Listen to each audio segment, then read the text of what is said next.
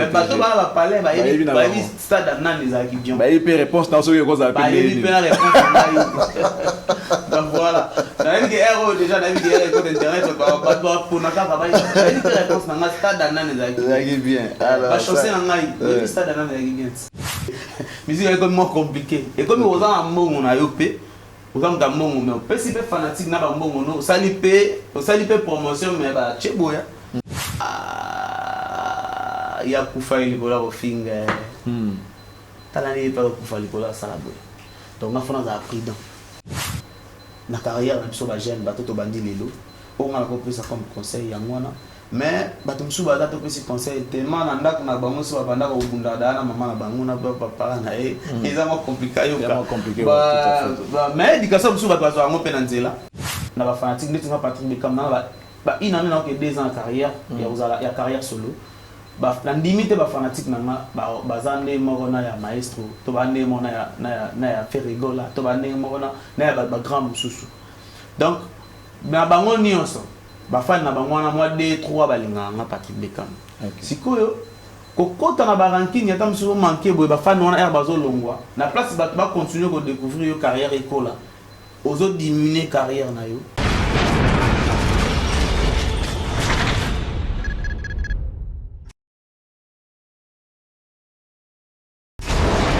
Hela ma on a ekolo samo na boala roga misil na ningina loba oyekoya heya. Vous faites bien de nous suivre sur la 10e rue, mesdames et messieurs. Bienvenue à ce nouveau numéro de l'émission Impression de l'année 2023. Alors, nous sommes très heureux de vous savoir là. Nous profitons pour vous rappeler que vous êtes en direct sur cette belle chaîne et que cette émission est produite depuis Kinshasa, la capitale de la République démocratique du Congo. Meilleurs vœux à toutes et à tous. Nous vous souhaitons une très bonne et heureuse année. Que le Seigneur vous accompagne dans toutes vos entreprises. Et nous voulons que cette année soit une réussite pour vous. Il n'est pas encore tard. Vous qui n'avez pas encore de projet, c'est le moment d'élaborer vos projets. Question de poursuivre cette bonne marche afin d'atteindre nos objectifs pour l'année 2023. En tout cas, nous vous souhaitons tous les meilleurs. Alors, aujourd'hui, on va parler musique. Vous savez que l'album tant entendu est finalement mis à notre disposition. Balle des matchs, 11 ans et demi après. Aujourd'hui, cet album a vu les jours. C'est un plaisir. Et heureusement pour nous, les amoureux de la bonne musique, cet album nous fait énormément plaisir. En tout cas, nous avons des messages qui viennent de partout pour les félicitations à l'artiste JB Mpiana Papa Chéri, l'homme qui a mis le dans Coco. Question de lui encourager et de l'adresser ces messages pour dire qu'il a vraiment travaillé. Les temps qu'il a pris pour réaliser cet album n'étaient pas en vain. Finalement, l'album est sorti et le public est content. Donc, son public est vraiment content pour la réussite de cet album Balle des matchs.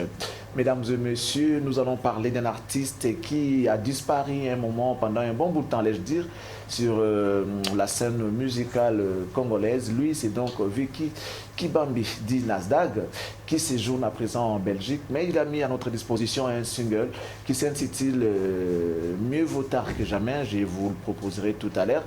Avant cela, mesdames et messieurs, laissez-moi quand même rappeler que cet artiste a besoin de reprendre son travail.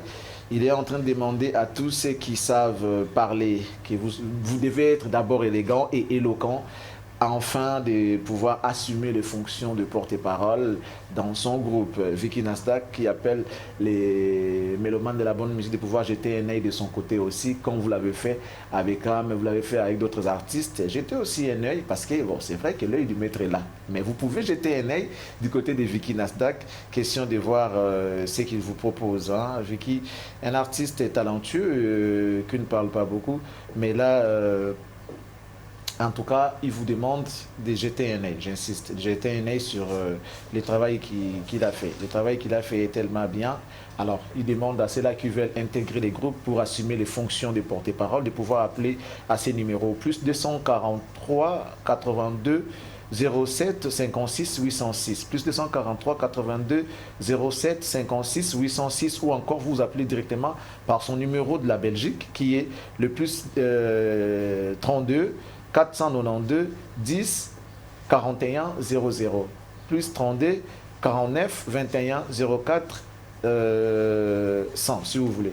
Donc, c'est le numéro de Vicky Nasdaq. Vous pouvez rentrer en contact avec l'artiste. Question de vous procurer plus de détails.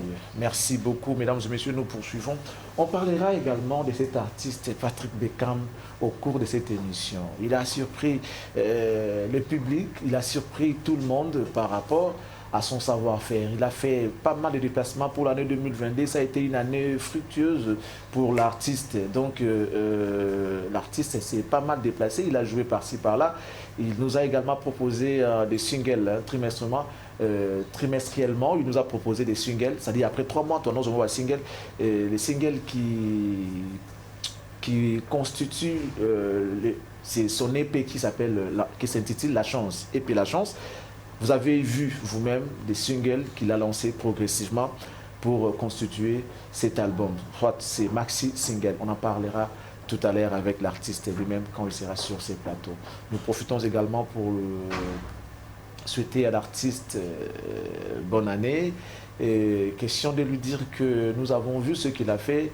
Et les Congolais sont contents pour sa détermination. Nous voulons encore le voir aller encore de l'avant. Vous savez, ça a toujours été difficile de gérer le succès. Il y a des gens qui ont connu du succès, qui se sont également perdus directement. Tu connais le succès et tu te perds.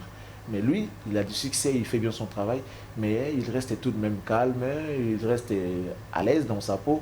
Il n'est pas agité, moins encore paniqué. Voilà, donc il se contient, il se maintient, il se contient en même temps. Alors, mesdames et messieurs, nous allons regagner la régie pour prendre les premières images. Question de vous montrer déjà les couleurs de cette belle émission Impression d'aujourd'hui. Il s'agira de la chanson Mieux vaut tard que jamais de notre ami Vicky Nasdaq. Juste un extrait. Question de souhaiter bonne année à vous tous qui êtes branchés devant vos petits écrans, allais-je dire.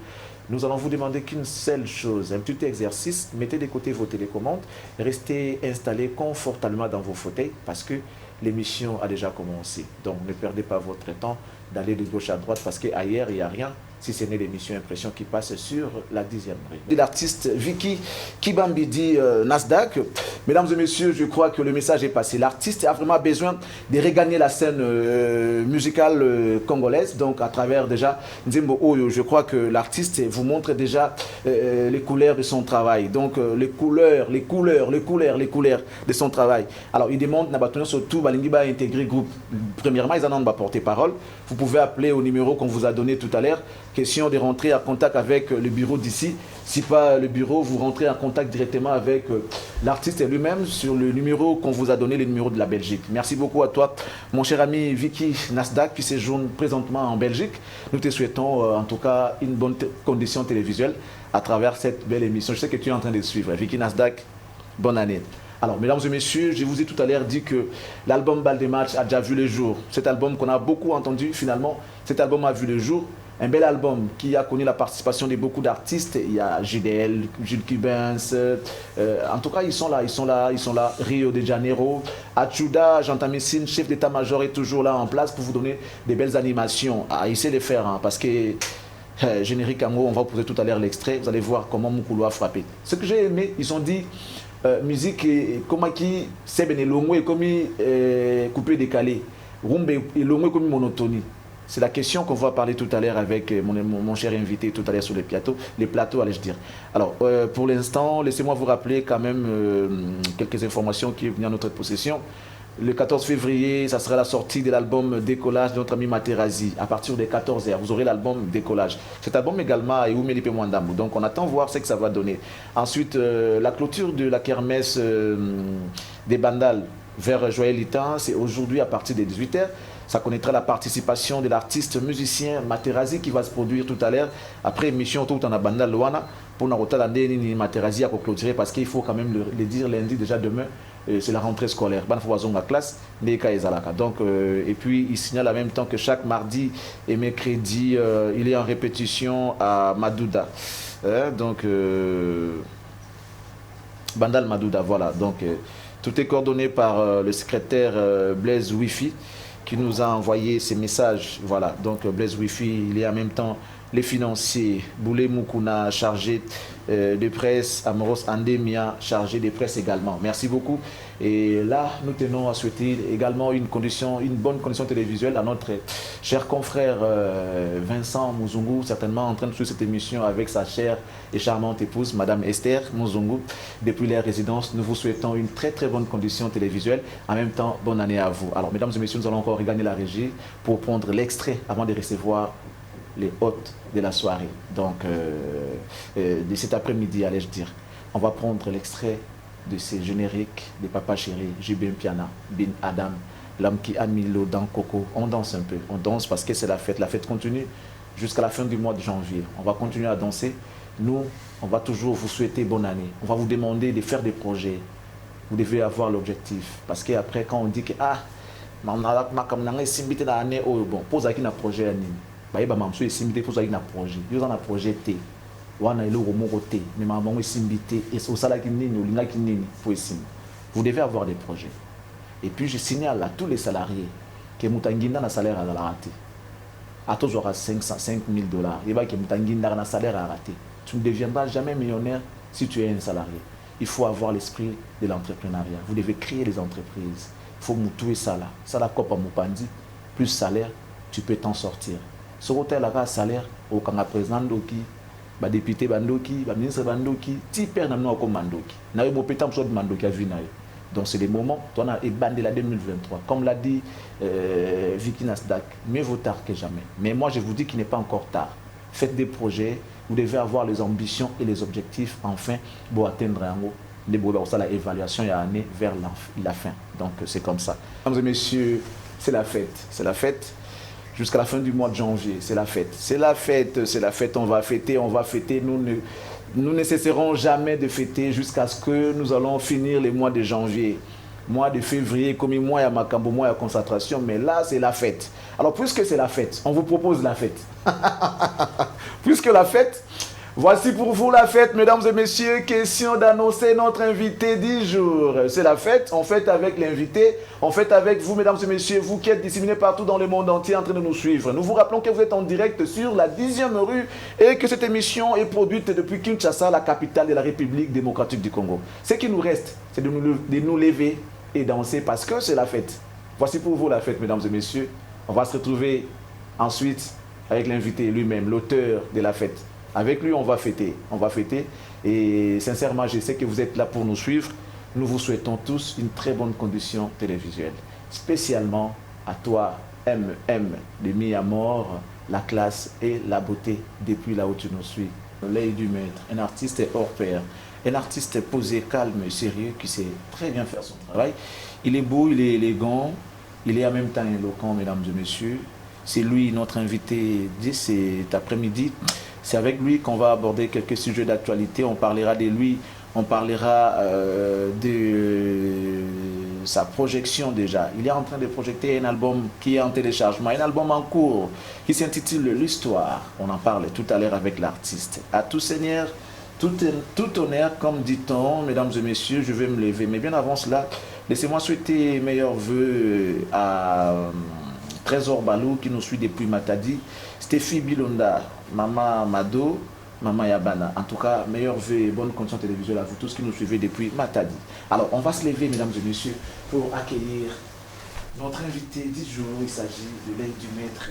J'entraîne Briscam, meilleurs vœux et bonne année. Merci. Merci. Ah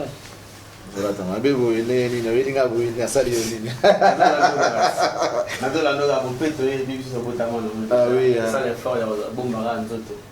avec les noms qui passent à l'hypothèse, il y a un costume. Un retard à tout le monde, quoi, mon États-Unis, c'est aussi. Quoi, nous compliqué, tu sais, quand tu vas pouiller, va néné. Ça lui sommes à bien. C'est ça, je dis solo de la montre. Oui, la montre, tu es soumis à caca, voilà. Ah, pour nous, on dit la A. Eh, pour la plus A, aux angles pour bon banzoto, on a dit que la mission est mon boy, va vendre à Tonanzela, passe à la fin mois de débat qui a artiste un peu à la propre. Tout ça, les forts, il y a beaucoup. En fait, c'est un débat fanatique. Il y a eu. Ah oui, moi, ça fait plaisir, on va faire la mission, moi, tout ça, mon propre cas, à Tobo Banzoto. Avec une différence, on est comme mission, pas mission, moi, il y a mon fanatique. Et moi, on a mis là, et moi, surtout, bon, moi, je suis comme un micolo, mission, on l'a. Artiste, on a publicité, Bilamba, ça va foutre. Comme bon, moi, tu vas faire ça. Déjà, il est bioté. Donc ça, il est bioté. On va en parler tout à l'heure, mais bien avant cela, je souhaiterais que vous puissiez adresser un message à tout ce public en train de vous suivre partout dans le monde entier à travers cette chaîne, la 10e rue, la télé au temple de la démocratie. Alors, quel est le message? Tout le monde va faire. Vous avez quitté Nabiso? Si, on a quitté. Vous faites Libanda. En tout cas, bonne année dans la Union, c'est la meilleure vie. Dans le monde entier, 10e rue, dans la chaîne, on a partout. On a la meilleure vie dans tout. Et bah courage, n'a pas de problème, bah de sur la est et aussi la communauté. Nous sommes tous ensemble, donc voilà. Voilà, c'est à travers ces messages que nous allons nous mettre. Prenez place. Patrick Bekam, mesdames et messieurs, c'est parti pour les 90 minutes d'actualité musicale en exclusivité sur la 10e rue. Notre invité du jour s'appelle Patrick Bekam, les Dumais. Bon, tout ça la pyramide renversée. On va commencer par le plus important au moins important. La chance. Zaghi et Penayo. Oui, et Penayo. La chance. Finalement, dans la chance, il y a eu combien de chansons en fait? 7 titres. 7 titres. Mais bimi périodiquement. Voilà. Bon, on a un système où périodiquement. Bon, normalement, carrière dans la bandi, la plus na ba fanté. OK. Na za clair. Na ba fanté. En fait, na ça là tellement na niveau boulot na za nango, l'expérience on a nango. Na linga qui vraiment na temps préparer ba fan nanga. Na yeba quand même que évolution nanga na okende. Na koza na 100 personnes. Oyo baza vrai ya Patrick Bekam. Surtout musique à Congo kenda bongo. Bango ne na ko bana pesa bango elfanga. Na bimisa ki c'est le moment na zéro abonné. Na zaki na zéro abonné lelo je crois ba fan ba yebi o na komi nango na o na zo kenango. Après wana na moni ke na pusani na pesi bango susu ingrat. Na moni ke bazo pusana na pesi bango susu WhatsApp après na pesi bango ba reste ba titre wana ya EP. La juste stratégiquement pour na ko préparer moral ba fanatique na yo si to ko man album na biso to préparer histoire. Alors nous mon stratégie en Simbi. Ouais, ils ont moi bien. Son addiction à l'objet Simbi, ils a trop prétentieux, trop pressé. Je crois pas pressé, parce que vraiment les Canadiens.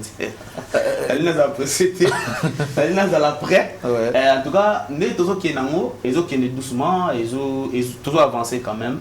Je crois Patrick Bekam il y a 0 nzembo il y a Patrick Bekam il y a moi quelques nzembo on a zo kana banzi les obeta ils a ba fan de ça na biso orgueil ils a penza bien te pour nanga na ko lo ba savate toujours avancer doucement concert au sali banzi mongo zo kanga zo simba. Merci. C'est quoi le secret parce que les lots na Congo comment moi passi pour ba kanga banzembo ba musicien comment vraiment passer très difficile alors surtout les 0 nzembo comme na quelqu'un nzembo mais banzembo batu ba yebi pe bazoyemba yango c'est quoi le secret Patrick Bekam? Respect, promotion, mélodie, ma parole pas bien et ça peut moula immunité. OK. Voilà, ça parmi ba secret. Ma bang appelle les immunité, ça peut parmi ba secret voilà. Mais plus toi la promotion na ko sala o ba fanatique balingi. Donc tous les jours on a ba bonazo yeko la o fanatique alingi. En 2023 Nalina Senga na fanatique au balima Patrick Bekam et ba meloman tu à la bonne musique ba orientenga on dit musique à Congo zo ba lukara tous les jours de changer au ça album boya au kanza ke ya monde makambo mo pesi ba do motalo boye et changer musique est comme moins compliqué et comme aux en mbongo na yo pe aux en mbongo mais pesi pe fanatique na ba mbongo no salipe promotion mais ba cheboya des quoi moins compliqué on a limite plus na sola na ba fanatique nanga na bi yo sola la vérité et on va le na bandela awa si ko sala étude on ne lo ni sala bongo pour yo o le kanzela wana te ni sala ko zana bambongo na yo o sali pe lo ko moni ke yangonde mais fanatique a balusine lo ngabi na otala mote et lo ni sala bongo plus c'est où le lo minimum lo bana surtout lo bana TV mute ko mo bebisa carrière na biso surtout média malo bana biso ils ont découragé ba te belé par exemple ndesinga pour Patrick Bekam na uti ba to ba yebi ke mutabimisinga c'est Maestro Fabregas na uti na Villa Nova lobi na bitam so Maestro wana azel logo tenga na leki combien de fanatiques na combien de bateaux ba ko ba musique na OK et là parmi ba armes et comment pour ma génération na biso on cause à la pe boé yo moko sela yo moi 200 personnes balingako olobi ngane na bwe na danger donc ngane na bwe ko deux fois ko tuti obosani ki avant le danger ba danger bazala qui donc compliqué. Donc pas mis comme ça ba courant avant ba danger ba moko donc c'est vraiment compliqué. Donc on a ça la cas effort il y a pour za na mwanzela pour éviter ba c'est compliqué Patrick Bekam. Donc voilà. Tant a tenu et là on est ça là que là on est marché au lobby tu as commencé en premier lieu pour dire respect. Ouais. Respect en moins dans niveau niveau. Dans ce col ça respect dans ce le dans tout détaillé ah OK respect boy. Respect dans le niveau il y a public d'abord. Pour respecter le public. Pour respecter le public. OK. Pour les oyo ba leader na biso ba présenter biso devant public et hier on a libino comme on a Patrick Bekam. Bolingae bo pese chance. OK. Public wana RAP sur chance. Asali maloba leader. Asali maloba leader. OK. Nazo biso to koyema na biso ba danger na koboka na biso ba danger wana tozaka na wana banda ku déjà. Mais yemba on kasnanda kuno so ba koyoka mo. Ceux qui va leader wana ba présenter biso pour fanatique te tokozana na ora wana ti. Ba monde ba la biso ora wana ke non yeyo alakisi batuke. Et alors comme on a diamant le côté diamant na nzela. Ozano didi ki non te bine o valeur à diamant par exemple. Oui, bah t'es au moins moi vitre mon boy. Il faut voir la vision que oh diamant. Ne bat pas ne ozulia mon boy. Super conscience. Voilà. Donc n'est pas leader représentant biso par bateau. Respect au anane salarié carrière et kende bat pas mon abiso. Mais après ko bunga la biso d'être là, biso pas problème pour. C'est très compliqué, c'est très compliqué. Qu'est-ce que je vais encore dire? Mais j'aime. Alors, bah, nous, on comprend ce qu'on ils ont compris dans nini. Ils ont commencé avant yo. Ah oui. Ils ont compris dans c'est ça. Comment toi tu peux comprendre ça facilement que y a une base de destruction, il y a marambo belé. OK. Ngai naza nakoloba nakozala na génération na biso oya Villa Nova nakozala mtwa ya suka to avant suka na bato o babimi na palais. OK. En fait réalité bande ko mususu et tirer nga leçon na comprendre que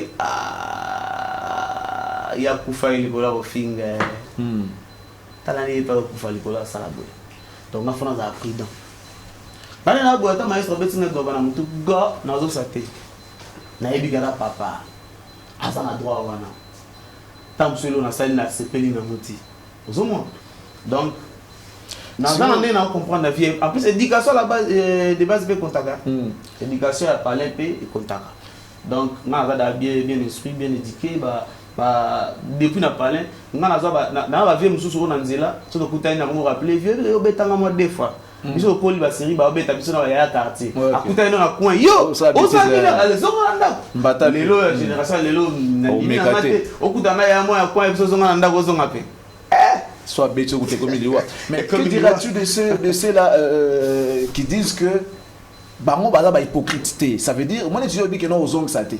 Bien que ça lo passe, je préfère aux ongles saté. Si que bango bazo ba que baza ba hypocrite, yango bazo manifester bongo betinga na lobeli yo betinga na fingi yo to betinga na zongi ici. Bien que wa papa baza ba hypocrite, na bité argument les tenir.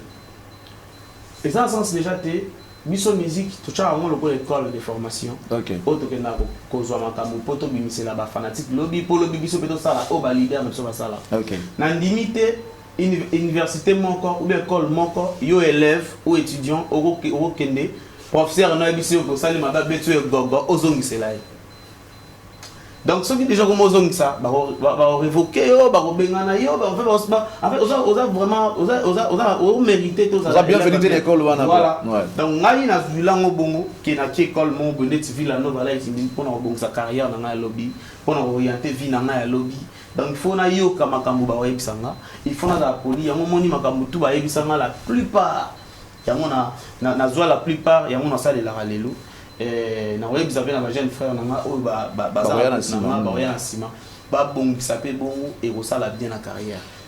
Bon si vous ndenge osala la principe wana ya respect, principe wana ya kotosa, principe wana ya kotala ke reconnaissance il faut ezala. Tu vois qui est bien, toi qui est bien. Là, on profite déjà pour faire le bilan de l'année 2022 pour l'artiste et musicien Patrick Bekam, qui n'a jamais insulté, qui n'est pas orgueillé, pas trop prétentieux, pas hautain aussi, pas hautain, allais-je dire. 2022 pour Patrick Bekam. et est-ce qu'il y a un comportement na yo wana pour généralement on va ça na comportement wana et koki ko simbaté pour un succès faut l'argent pick and faut un succès faut l'argent ba betu pour ici bien que papa to maman yo si qu'on a 2022 dis-nous quelles sont tes réalisations malgré comportement na yo ya malamu au la musique. Merci.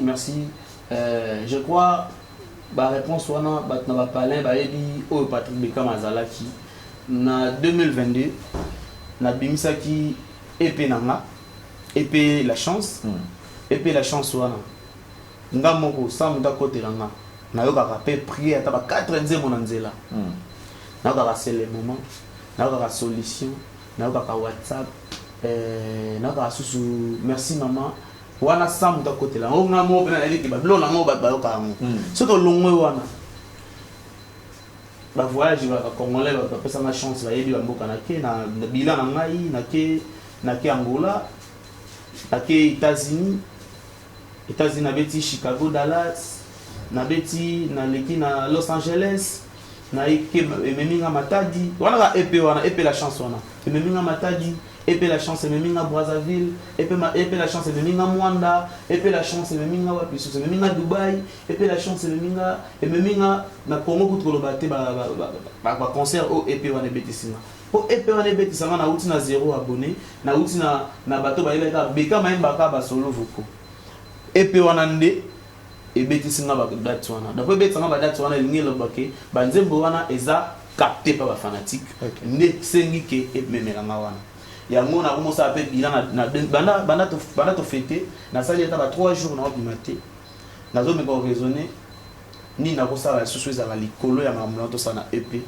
pour album na ma histoire voilà bilan na ya ngona 2020 si y a une leçon à donner parce que la musique est sur ba faute makambo lobi wana mais l'exception est en raté il y a aussi des artistes qui évoluent bien netio mais sans problème. Ba conflit ba rancunité.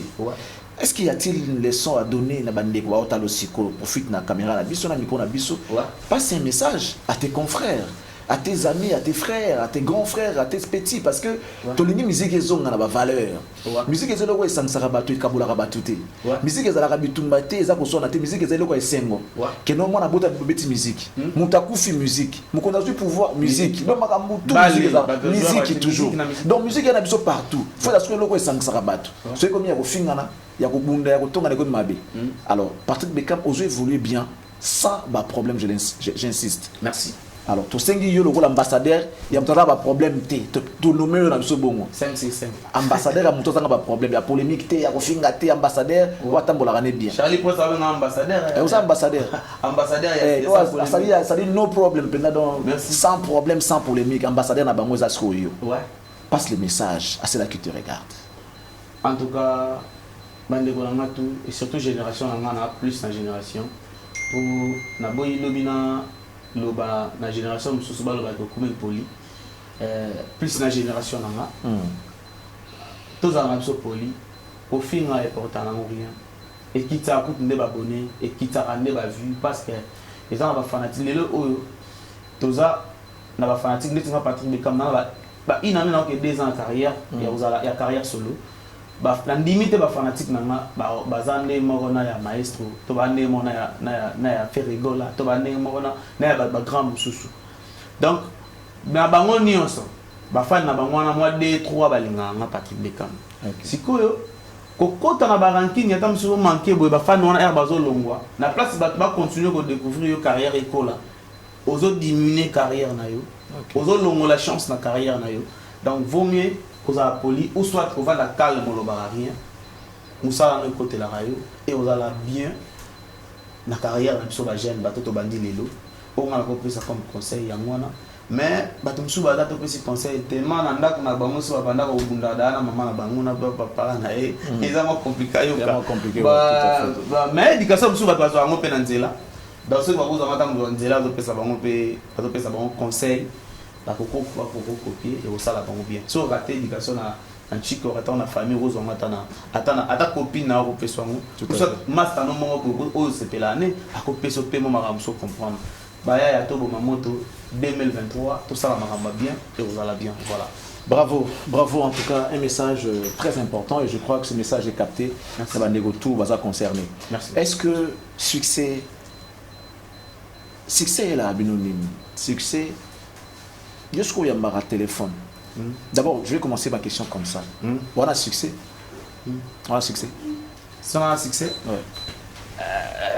Na komo banzi moza na succès banzi mozo kana ça veut dire mukolo nzembo zayo ça veut dire on a succès logiquement on a succès parce que banzembo mais c'est les moments na yemba ngotana ça surtout tout bonde la base na c'est les moments mutu tout bonde la base na c'est les moments bonde la jona mama era ngoyo tozana biso bien tozala et comment ayemo ko bonde na ngapi na oboya bon voilà. déjà succès au succès déjà côté na kanisa succès au ngana lukama sala non combien monté mais dis-moi banzembo nous a succès ouais banzembo nous a succès voilà tous les jours on a contact tous les jours on a mbongo ya ezangela batoyeba ovandika boy natini mbongo mo benga mutu mo ba ke peso mo melata secret pour nzembo n'intel ça là va bien en tout cas eza boulot na sala ya mo porta o portelanga na ko sisiko pour na ma Patrick Bekam succès on a le pana nation. C'est bien, mais bon, oh, ça n'a pas de problème, mais il n'y a pas de problème. Mais pourquoi il y a un téléphone? Pourquoi il y a un téléphone? Il y a un comportement déjà. Il y a un kofinga, kokumisa, na critique, na mon avis vraiment. On a un téléphone. Ok. Mais si vous avez un bengio, par exemple, et là, on est dans le bien pour l'année. Tu as mon appel, par exemple, mon appel à Charlie Prince. Qu'est-ce que tu vas te dire en premier lieu? Premièrement, je vais dire que je vais plus maman Sala. Ok. Deuxièmement, je vais plus un conseil. Ok. Troisièmement, vous avez la presse, vous avez grand oyo, bino banda qui sont total la bina poto komo ya boyamba biso. Ok. Na yebi ke okomo na peli kambo o ngana monité.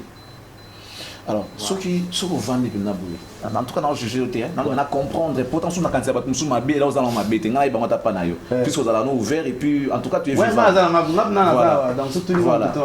C'est quoi? Quand on monte naboué, Charlie pense à Bengi. Au yambité, au rappelé, ou bakomelio, au tangi, au répondre té. Alors, Bekam, ceux qui, au salaire, au tombé dans mon nid. Et là, il y a l'Iboso. Il y a un manque de considération. Deuxièmement, il y a un manque de respect. Ngai na ndimite ki appelle to benga ngai na yamba mutu musulo ko benga ngape na rataki on a zagité na téléphone mais na ye na tali na bando tala na no rappeler ba tout o ba benga ngai. Ya liboso za manque de considération et ni balé za manque de respect. Même ata boya ou soit là ba programme no mususu ba yamba rata o répondre oyo kata muto ayo leoni et bon ça émission ke ko bima lelo te na 8h na lotelo ndoto mobo oza likamo bo na kana nzela ba beta na kombo na yo ko sala mobo ete avec ngana na makamba bona mutu ya momoni na so muta benga même atapel ya numéro inconnu na ngana na rappelant na yeba ni nezo l'écran pour mutu na chat crédit na e cha benga ngaza liboma te aza quand même na bagage aza quand même na likam o il faut être important. Voilà. C'est un conseil, hein? C'est un conseil. J'ai profité d'en parler avec Patrick Bekam parce qu'il ne se retrouve pas dans l'eau et à bateau basala maramboala. Et je crois que c'est un exemple qui peut donner conseil à ceux-là qui le font parce qu'il y a ça là à côté. Pour faire ça mon conseil, il faut la moto ça là non makambona te yo moko. Faut ça moto yebi ya mobi on maîtriser ya très bien. Ça là bon. Na rozo te mon ça un exemple était après ça va tout conseil va mais yo moko na tout ça exemple était. Donc ça veut dire que les artistes arrêtez de penser à autre chose. Arrêtez de penser à autre chose. Ça veut dire que peu importe le succès que tu as, tout ce que tu as, et ça y a yo. Je ne pense pas que na niveau tout ça na lelo c'est impossible. Ça veut dire qu'on est partenaire. Tu as un rapport na musana roza ta sunto a contacter nga azana numéro na ote a contacter nga na lingi na produire mutu boye. Ouais. Eleki na nzela nanga. Na lingi intela yembela nga eleki na nzela nanga. Arrêtez de penser tam sunto obenga yo kapo ou ya l'émission. Non. Tam sunto ba senga yo déjà batumsu basala ya mo pété ko senga eza ba mambo atumsu soute. Respectons-nous et je pense que ça sera très bien. Tu évoluer bien parce que tu banda qui bien, tu es dans bien. Quand tu étais rien, nous on te recevait. On prenait l'appel quand tu nous appelais. Non, ils ont conseillé pour un artiste. Ils ont conseillé pour un artiste. Il y a de ces artistes-là. Mon nom est Tozana Oboy. Tobanda bien, Banda Kala. Même pour tout Villa Nova. Kala. J'ai toujours eu beaucoup de respect pour Nayo étant artiste. Je suis fier de te recevoir aujourd'hui étant un grand de la musique aujourd'hui. Pour Nazala Nayo bien. Si on a sous-estimé Kayo, au moins on a moins l'eau comme on peut faire en Boudenga Kala. Il a comme Iboyazo et Langa. Voilà, tu as déjà bien. Alors tout continue qu'on a bien. Et ça, c'est aussi un bon exemple pour ma génération et à Sénabiso. Voilà, exemple. Voilà. Donc c'est un conseil à donner. Alors on va parler bilan de la musique avec Patrick Beckham. Mesdames et messieurs, nous sommes avec lui. Un artiste respectueux et respectable. Franchement, je l'aime. Patrick Beckham, la musique pour l'année 2022. Quels sont les événements où est marqué la musique d'Amsou à Congo? D'une manière générale. D'une manière générale. 2022, l'événement où est marqué la musique à Congo. Il y a Bastad. Bastad. Ok. Bastad. L'événement où est marqué. Ouais, le tout premier Zaki à Wingé. Bastad. Où est marqué dans la bien. Ouais. Dans la événement européen de ma match à la moine. Ok. Et ça. Un événement malheureux. Voilà. Donc Bastad, événement où il est marqué 2022 où il s'est pédicieux. Ouais. Est-ce qu'on peut analyser Bastad à surtout? Tu permets? Pas de problème. Alors, on va commencer par Stade Yawingé. 24 ans après, il y a eu réunification à Yawingé, Babeti Stade de Martyr. Artistiquement parlant, ça la critique à Stade Yawingé. Là, on a eu Malam dans Stade Douana. Mais là, c'est pour ça qu'il était en tant qu'artiste. Bon, déjà, Stade Yawingé, les acquis vraiment bien organisés. Nyon, c'est les gars qui bien. Nyon, c'est vraiment pour les gars qui tellement bien. Nazaraki, malheureusement, le stade Yawingé est tombé. Nazaraki na Kinte. Stade Yawingé, Nazaraki na France. Son en France, Nazaraki na Dubaï comme ça. Na Talaki à mon Sikanabi. Ah, bah très très. Il a dit tellement bien, Babeti première fois, stade, après Babeti dans Pullman, c'était vraiment bien. Et le go dérangeant na muki na mona qui présence à Chakou Lendate. Voilà parmi les idoles là. Donc na qui on a tina dans le stade na posa na vivre sur scène. La déclaration na après au kagiamo. Ça la déclaration après. Parce que maintenant que pour ma santé, né to yoka ki meya lobi la ki baje ba sala ki poza la te ba la kuta zoate blo ma bongo ma bongo ka tambola. Non, on a monté mais présence na manquait sur le stade. Donc pour la main, il y a bon, c'est le wana Yawingé, c'est bon aussi. Après, il y a eu Fali qui a joué le 29 octobre. Stade de Martyrs à Fali et Poupa. D'une manière générale, critique sur le plan artistique, il y a des artistes. Côté à bien Zaki Nini, côté à ma bien Zaki Nini, dans stade. Ouais, wana Zaki, côté à les États-Unis, na Dallas, jour à Betaki, jour Fali Poupa Betaki, on a fait un concert à Dallas. En tout cas, côté plein vraiment Zalaki, bravo, l'artiste Anabiso, c'était vraiment bien. Et le qui dérange qui est plus côté son, on dirait que c'est kata côté son. Avec ambiance où on est avec le public, artistiquement, na mona qui a mon pensée. Donc voilà où cause à la comme remarque et on a mais pour la réussite du concert en tout cas c'était vraiment bien. Voilà. Artistiquement ça veut dire qu'il n'y a pas eu une bonne musique. Tout le bon. Bonne musique na évidemment na koloba na bonne musique parce que si tu vas qui va à stade ba pour la bonne musique na abeta musique bien. Mais sans les acquis bien té. C'est pour la ingénieur, soit pour la organisation. Voilà. Après les tout derniers stades, il y a Héritier Watanabe. Héritier qui a joué le 25 décembre 2022. Comment vous trouvez le stade Héritier? Le 25 on a betaki na Mwanda, na beteleba na Mwanda, na bikebola na la piscine à beauté trop. Il y a concert il y a Héritier Watanabe, ils acquis bien. Mais plein wana auto sakanda inango ndito mona ki amoté mais dans qui tellement avec va singa ke mbule déranger qui mais côté son il a qui bien mais quand il la direct na bango il est qui bien voilà il est bien Alors, ceux qui n'est pas sur responsabilité, il y a qu'au côté bas stade. Et là, on est au sein de stade. Bon, peut-être c'est trop dire pour un stade, pour la réussite, il faut nier à la bien. Bon, pour un stade, pour la réussite, bon, on a fait un fan de la mousse, bien à me réfléchir à mon parce que on va stade comment créer un problème. On va pas lobby il n'a pas joué mais comme on va pour un stade à Moututel. On va dire que ça la analyse. Ce qui est stade, là on est au en avant-plan. Cheval de bataille na yo pour un stade. Pour toi qui n'ont pas yo instrument. Au ressort est fort et là on est à la malam. Instrument, lumière, plus son. Son quand on fait ça bien. Pour batouti baé wana, baé la plus son. Je ne crois pas que ceux qui sont déjà bien été.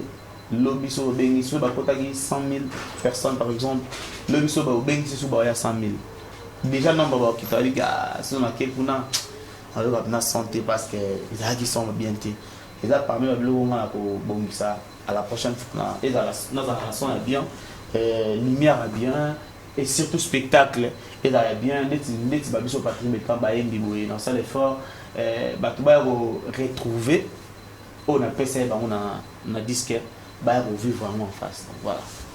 Donc, si on a comprendre bien, et là, on a beaucoup plus côté musique. Côté musique, ouais. Le côté Moussala na yo. Ouais, côté Moussala na. Si le public, il y a des années, il faut plein. Ceux qui plaignent à tes simbité, yo en tant qu'artiste. Charlie Prince, ils ont mis à la commande de Tchara.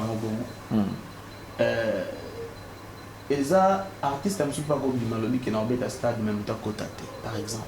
Détinma. Kuna uzara mungu makamna kuba na usala hapo bakumona na maja ikoza mama bongo na futi stade na futi mamutu na bige mutakota te na beta musique wa batala mbala na malimi et quoi arriver pe eza ngana obeta ça va concert moi ndenge na a de la gomba batala onga en ligne voilà donc eza en fait biso ko beta na stade eza différent na batu ba ya na stade eza des choses ko beta donc beta musique beta musique plein. Et où tu auras plus dans ma carrière marketing, combien de fanatiques aux en a bango, des amakambo plein. Bango est allé plein voilà. Et parmi les membres et artistes plein pays important. Et elle va mener dans Patrick Bekam. So va bien si qu'on a gebet dans stade. Na boya te pour na zambo. Mais na ta la combien de fanatiques na Nata la promotion ni ba ça elanga tout wana e contaka vous avez mon pona ba sentiment na kubo ya pena bino na kokana ngate et surtout on va stade na faut fan de la bien faut vraiment ça elanga promotion bien mais ba courage et bonne chance na ba tout ba auto beta ba félicitations na bango tout c'est la sous 2023 ba oser sous ça la bien 2023, il y a fait rigoler qui va jouer. Il y a tout le monde, mais le problème, la question. Le problème. C'est que le problème. Réponse n'a eu à la major. C'est sur tous les trois stades de Betamaki. La stade des années, préparer le stade. Quel est le meilleur des tout? Sur les trois, le meilleur des tout. Le stade de Betamaki. Il y a Wenge, Fali, Héritier qui a clôturé. Parce que Ferry n'a pas encore joué. Quel est le meilleur de tout? La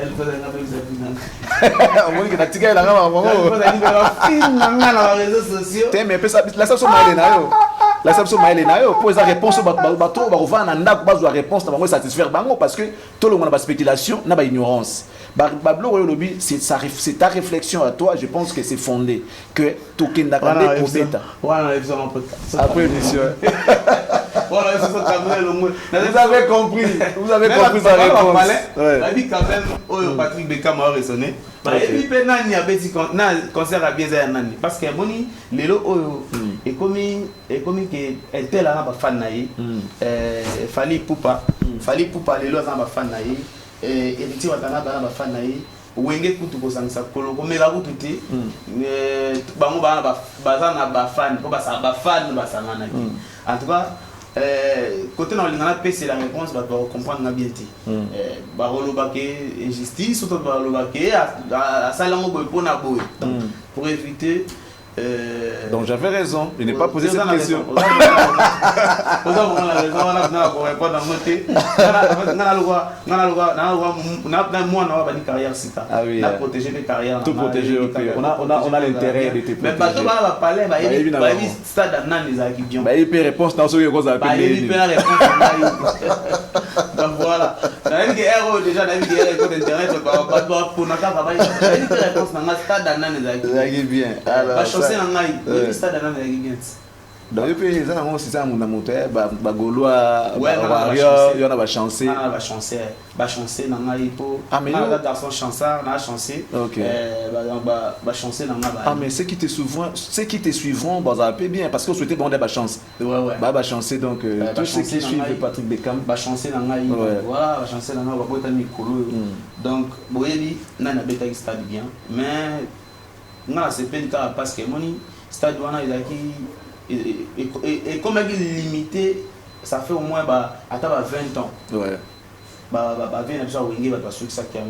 Et comme on est et tout moment sur le moment mais causé déjà il y a grand absolu balem sur bêta qui wana en tout cas il s'allait bien voilà ça allait bien vu que lobby ata DJ Che Guevara au bêta tout le monde normal pour biso mon pe bêta. Tu souhaiteras jouer un jour au stade? Oui, pourquoi pas. Ça va rêve non? Ils ont la rêve ils ont ndoto tous les jours on a pensé on a comme on a fan et musique qui est partout dans le monde pour lobby ceux qui n'ont osé le Cameroun et bon voilà. Avant de parler de ton album qui est en téléchargement Histoire on a toutes nos questions Moro. Vas-y. Début de l'année 2023 tant au coach Yango il y a eu des productions au niveau de l'Angola. Ouais. Ton père et son frère c'est-à-dire ma père Nayo en Angola. Ouais. Il y a eu accrochage déjà entre Bangomo à tir à balles réelles et Zozala. Je ne sais pas comment tu vois ça. Comment tu vois ça?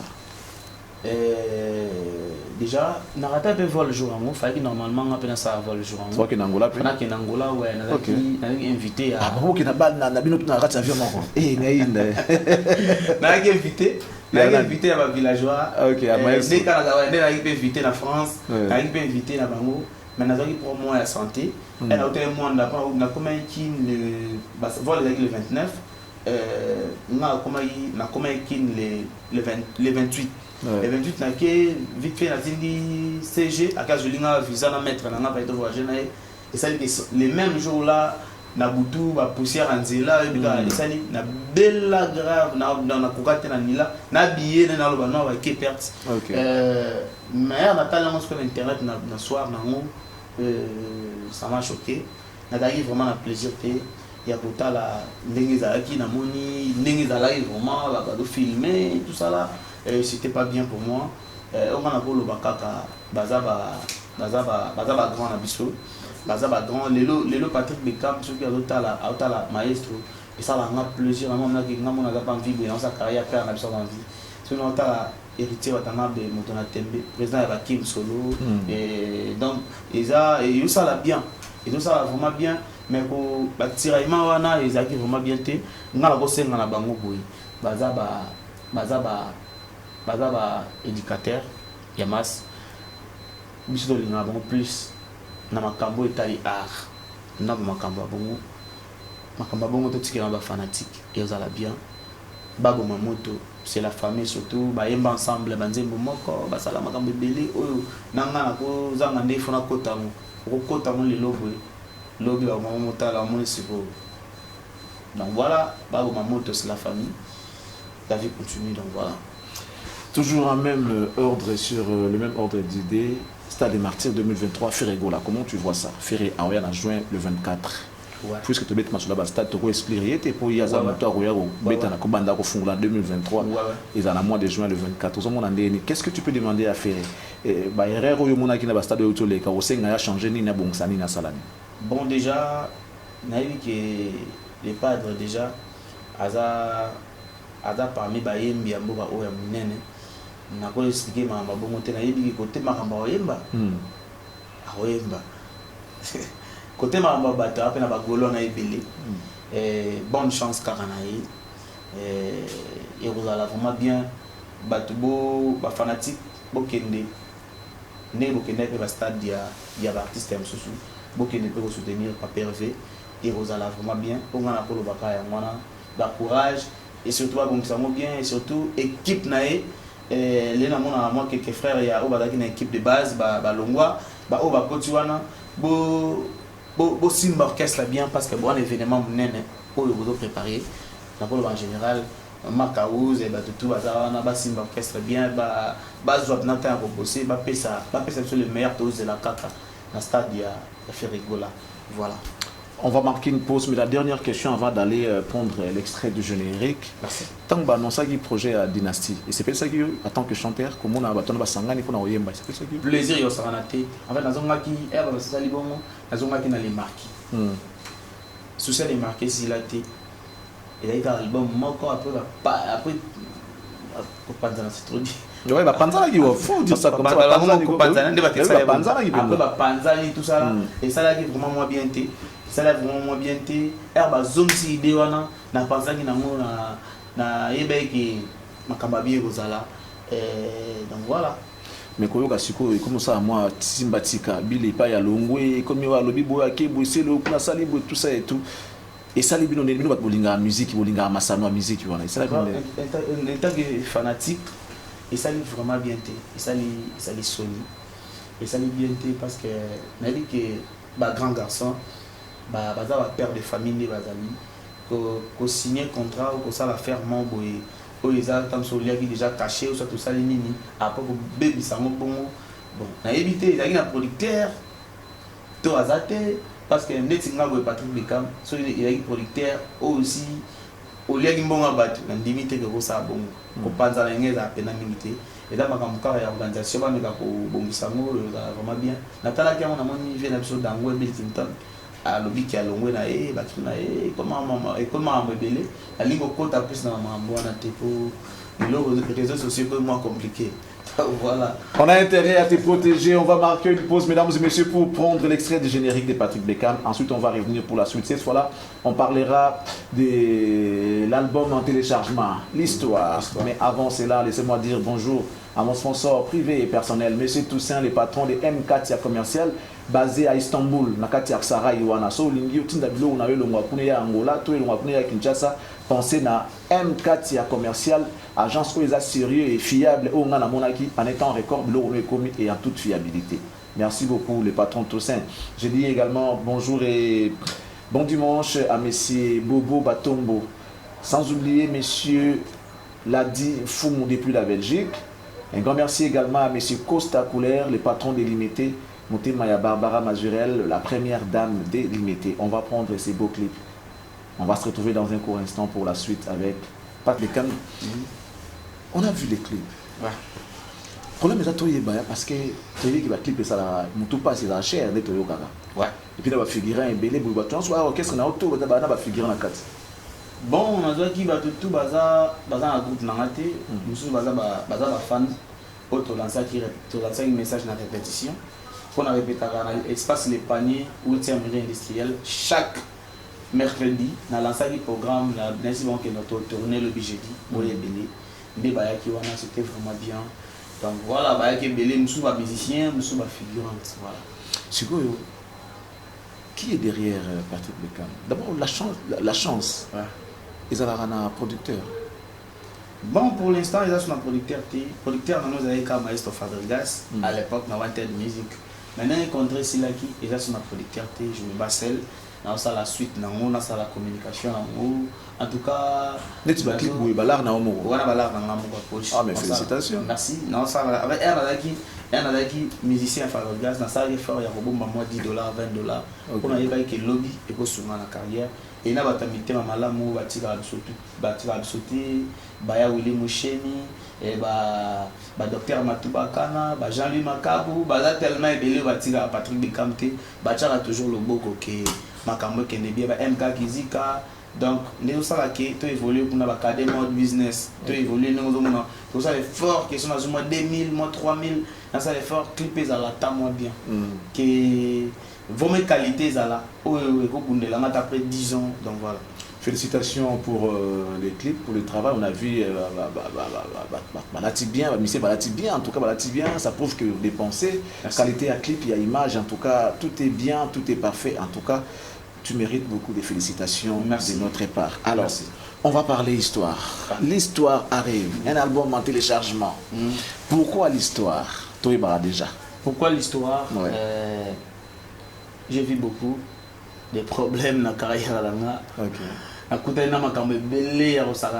y a bien, il y a ma bé.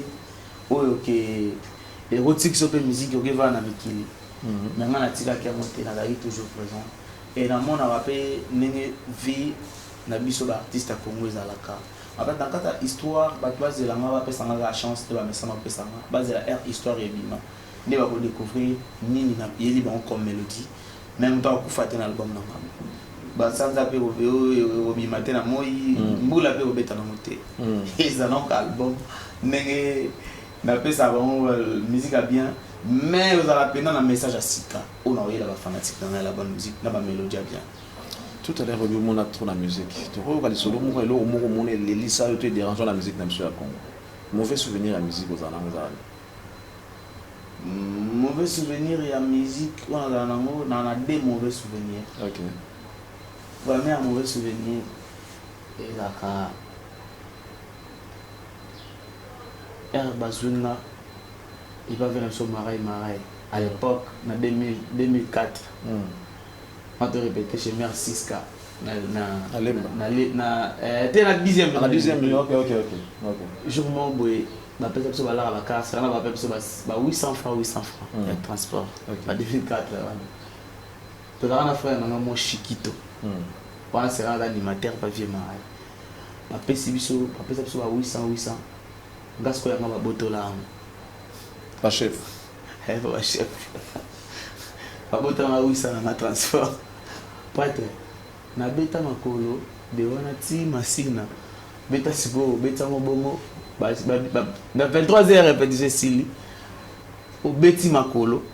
Après lobby na on a 8h. Il faut y a susu. Beti sous makolo. Na beta sous makolo. Beta sous era bongo. Non, on peut ça. On a plus de chance que les musiciens. Il faut lobby aussi. Bah, on va voir là, on a beaucoup. Donc, premier mauvais souvenir. Deuxième mauvais souvenir, il y a une orchestre, il y a le président Ferregola. On peut taper pour nous? Oui, dans le Capé Kuna. Dans le Capé Kuna, on a une chance à battre. On a un vocal, banzembo, banini, na bongi ça. À l'époque, on a la musique mais salamité. Na iba asko ke ngane na boy. Qu'est-ce que c'est la carrière? Au moment où nous avons ambition.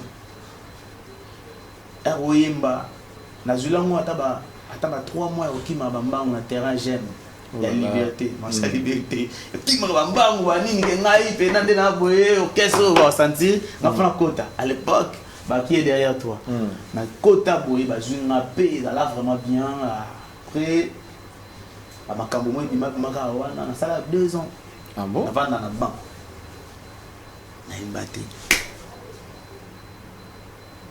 Donc, c'est le cas d'amour. Il a parmi les souvenirs et dérangeants. Ce qu'il a pena. Esprit, son savoir, il a pena koemba. On va discuter un peu côté mobile. On va passer bateau tam sur la coopération. Mais on va passer opportunité.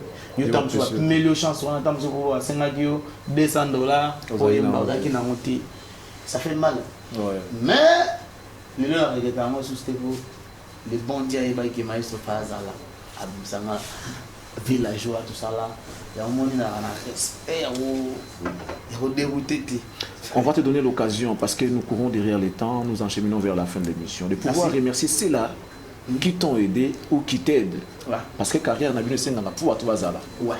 T'as besoin de tout ça au ça au maï, tout ça au Barcelone, ça pas tout ça au peine, tout ça la boue pour que artiste ça la bien ça sur makambo ya beto de la panne. Quels sont ces gens que tu peux remercier sincèrement dans cette émission d'aujourd'hui?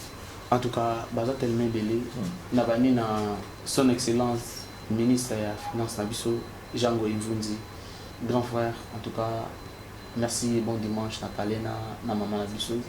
Na pesi merci na Pablo Kini les grands déclarants na Luanda. Na pesi merci na ngai na na Dr Matubakana, merci à Jean-Louis Makabou, les producteurs jeunes, pas même en États-Unis. Merci à ma fanatique, tu as la bonne musique. Pour Bangonde, Basala Patrick Bekamaza Oaza Lobby. Banangola, Tozoya si tout va bien. Le 8 mars, au Tobet, dans la salle, dans la Ciné Atlantico. Tozoya wana pour la bonne musique. Tozoya wana pour la bino déjà. Mais vu que le 8 mars, nous avons dévoilé Bino P. Il y a l'histoire. Il y a l'histoire, la Ciné Atlantico. En tout cas, merci à Batutu na Kinshasa et Olobate, la ingénieur Fabrice Vedika, Bureau Namanyasa, Serge Ngumba, Lolo Bangamo, Mandela Cholo, Job Nzinga, Mascara Vangu, Joël Mola, Bada Telme Belé. Et donc voilà, Batutu Patrick Bekam, merci. Beaucoup de vous s'abonner à la page, il y a Facebook, Instagram, TikTok, pour la news et vous allez vraiment bien. Mélomane, tu as la bonne musique et répétition. Et Zongi, tu as une pause pour la fête. Lobby de lundi, tu as mercredi, comme d'hab, n'espace le panier à 8e rue. Bon, ça va vraiment bien. Merci à Yopi. On n'a pas encore fini. On n'a pas encore fini. Pour déjà carrière, on a une poser ma question. Et ça, déjà, n'est pas yo. Nous sommes ma question.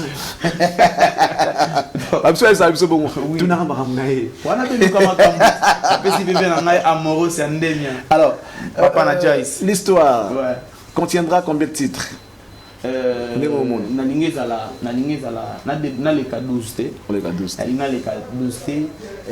Maintenant la chanson humanitaire on a préparé si tout va bien on a offert je crois dans mars ils ont plus mis moi dans me voyez pour la naimba moi français mais il a dit bon chanson OK makambo OK ya bakoye la yo problème et plaisir dans mes soni nous sommes la musique qui va ça là il y a sécurité attends déjà déjà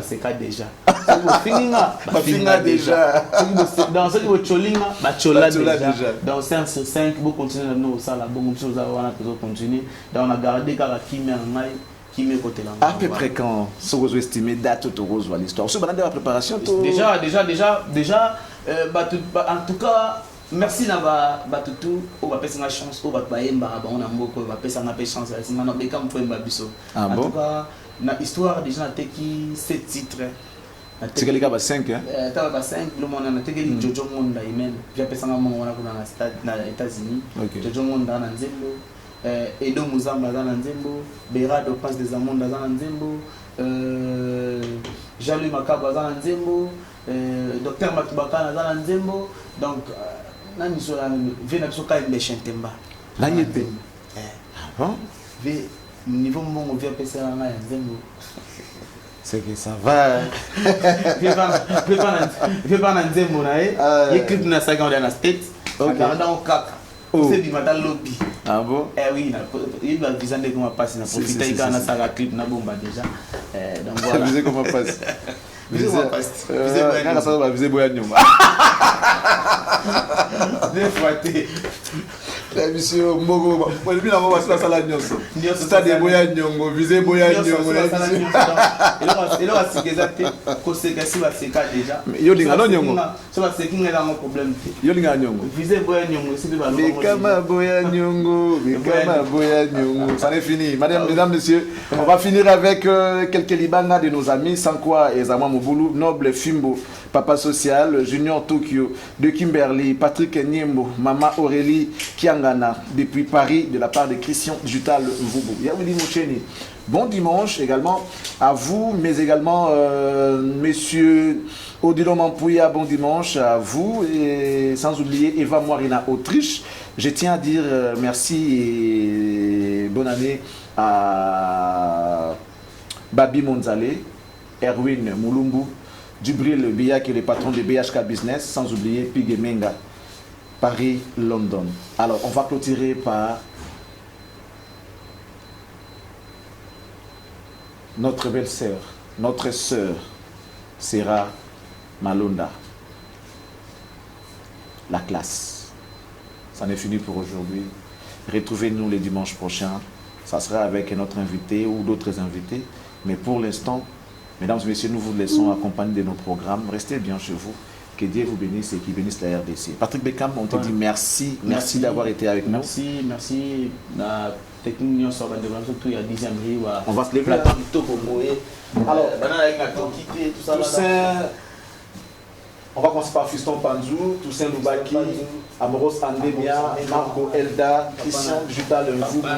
Merci à vous. Alors, nous avons pour ça le plaisir. Ah oui. Invité à Télémagui Makassi, Ngana Meki Mondambu. Ah, il y a Restez bien chez vous.